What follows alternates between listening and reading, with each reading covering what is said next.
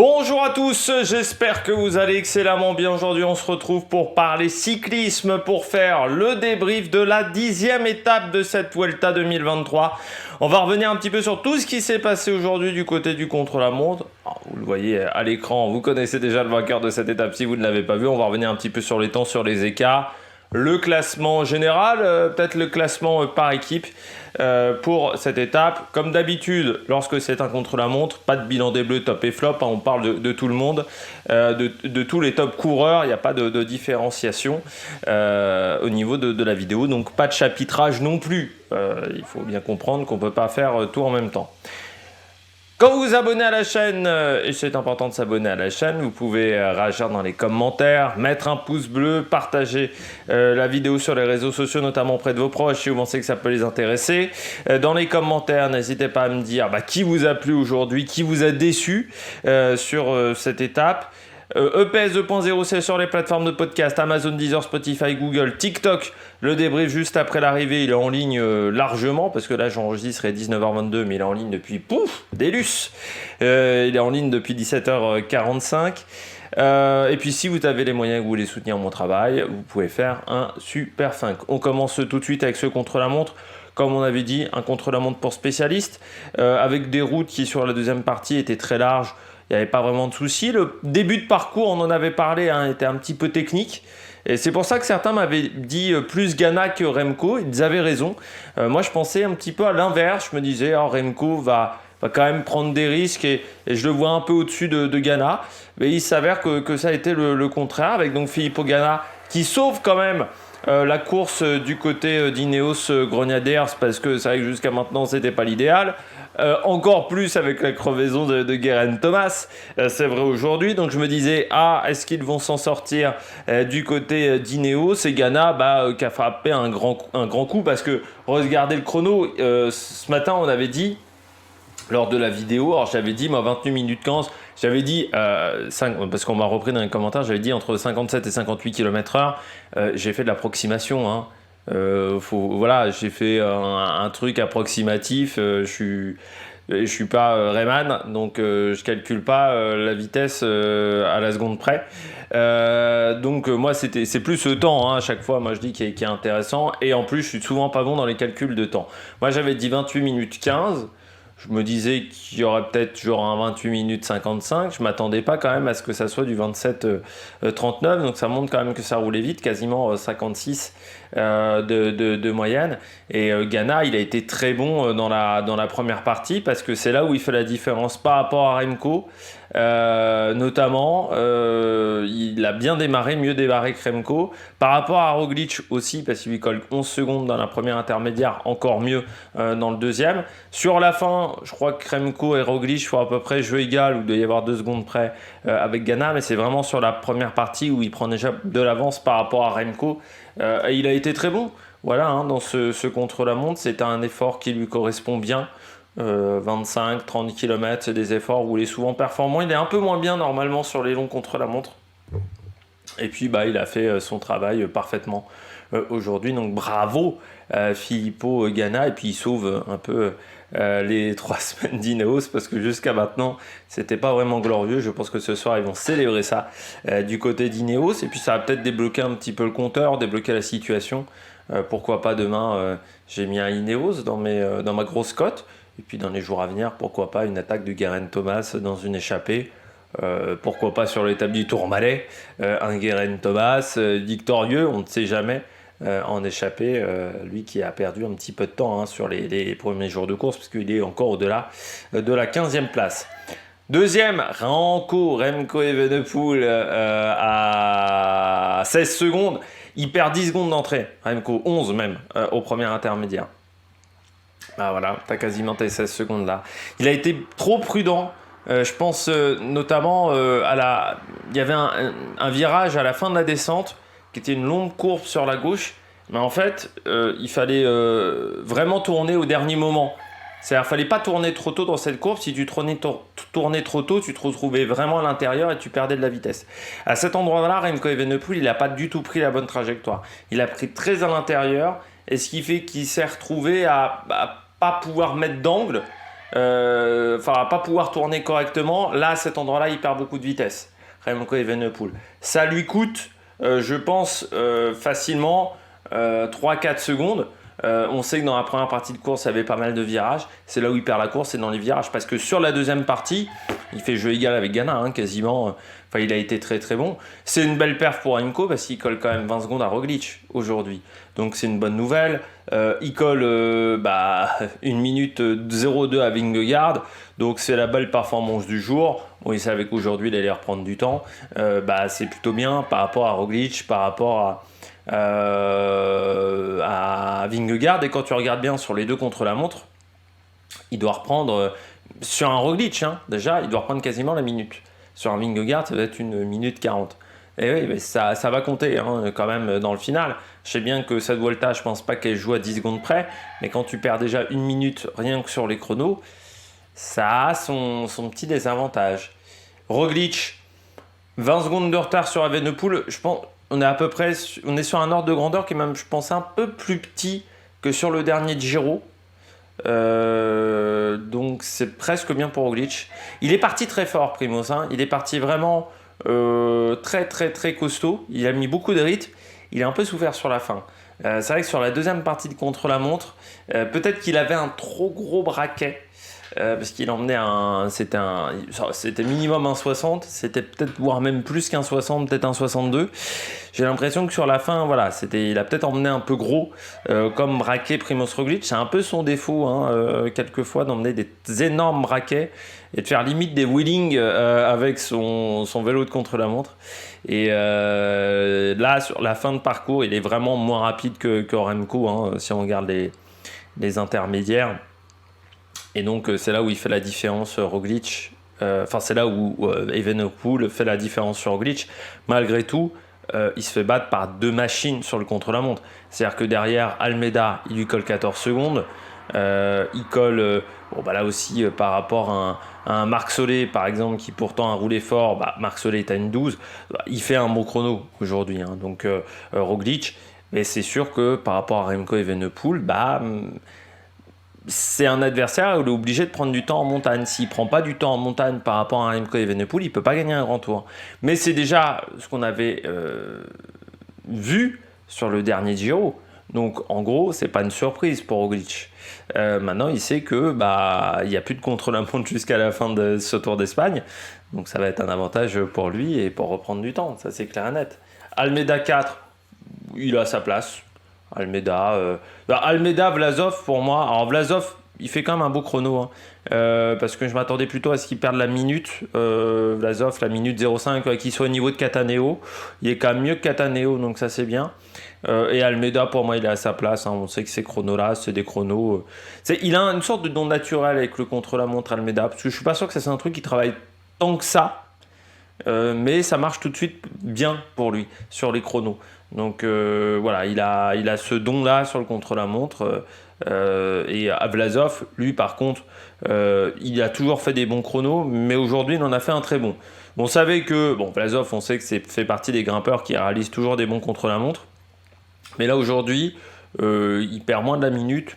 Chapeau quand même à 54 de moyenne, et surtout il finit devant Cataneo par exemple, ou devant Nelson Oliveira qui eux sont plutôt des purs spécialistes.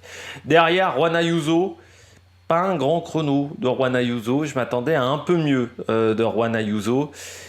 Je pense que le petit gabarit n'a pas aidé sur les longs bouts droits. Il a pris beaucoup de risques dans les virages en début de parcours, ça lui a peut-être fait perdre du temps, parce que c'était mal maîtrisé. Il y avait une grosse prise de risque, mais qui n'était pas très bien maîtrisée. Je m'attendais à un peu mieux, de Juan Ayuso. Alors, c'est pas catastrophique, encore une fois, il est dans le top 10 du contre-la-montre, mais il se prend quand même une 12, quoi. Il se prend 1 minute par Remco Evenepoel. Je m'attendais à ce qu'il soit autour de Vlasov. Et il n'est pas autour de Vlasov, il est quand même un peu derrière Vlasov. Derrière Marc Solé, bon contre-la-montre, mais il fait un bon Tour d'Espagne. Pourtant, vous savez que je suis pas un très grand fan de Marc Solé, mais il fait. Alors je suis pas un grand fan du coureur, hein. Je parle pas de la personne, je le connais pas personnellement. Marc Solé, à chaque fois je parle du coureur. C'est vrai que sa gestion de l'effort, j'ai jamais été un gros fan. Oliveira 9, Vingegaard 10e à 1,18. C'est un peu la confirmation Parce qu'il a perdu du temps régulièrement sur tout le chrono, hein. Surtout entre le premier et le deuxième intermédiaire, mais je dirais que sur tout le chrono, ça n'a pas été fameux pour Jonas Vingegaard.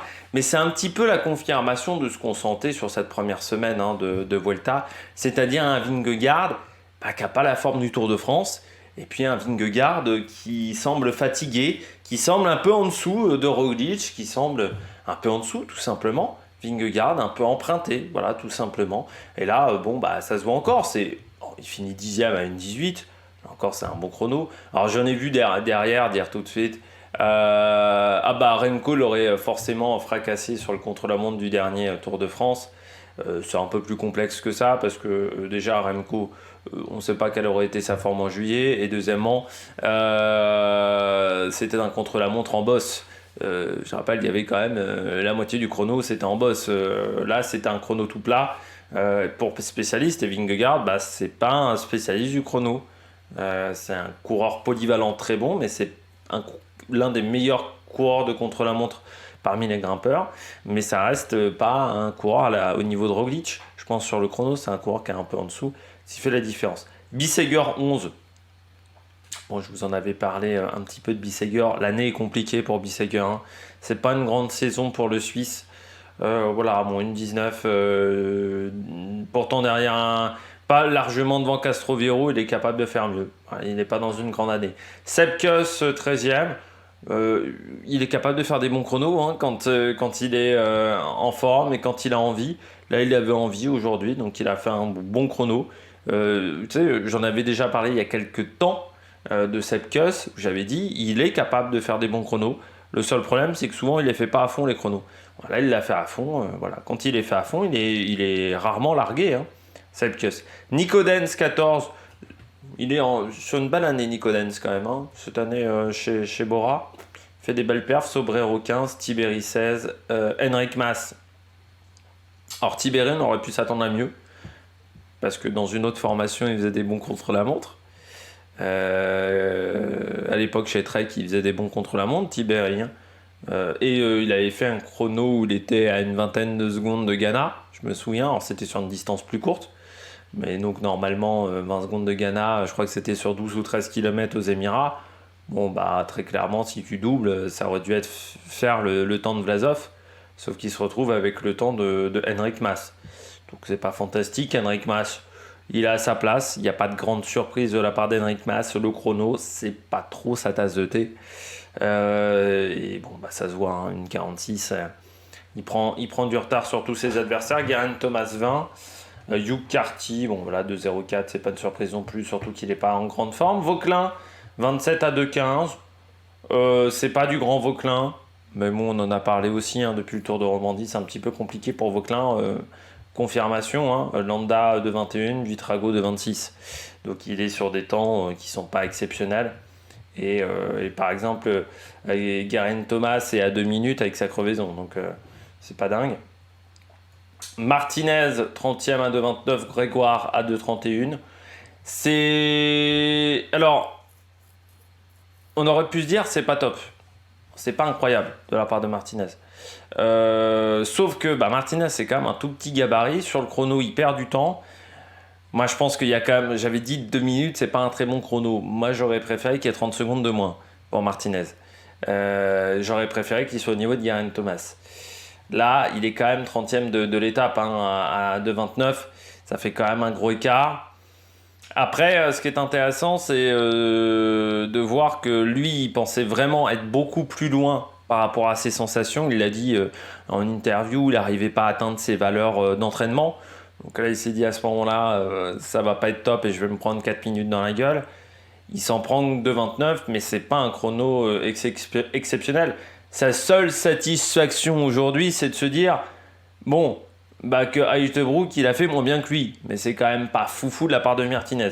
Moi, Uijtdebroek, je suis assez surpris parce que quand il gagne le Tour de l'Avenir l'année dernière, il fait des bons chronos.